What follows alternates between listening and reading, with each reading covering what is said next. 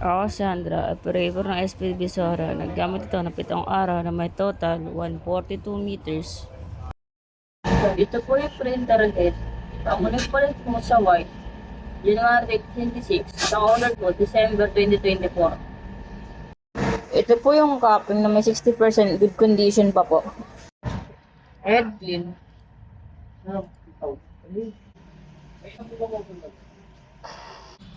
Punasan ng wiper after a head clean. Nozzle check.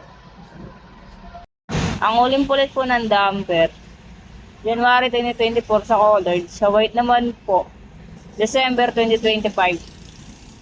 Ang waste tanking nalinis ng 1 araw. Ito po yung ABR at ground wire. Ito po yung aming stocks. Ito po yung ink white, powder, solution, ink colored. Wala na po kaming film. Sa aking shoebox, nag-consume ako ng isang film. Isa rin sa white at isa rin sa powder. Ito po yung physical inventory, daily output, at daily checklist.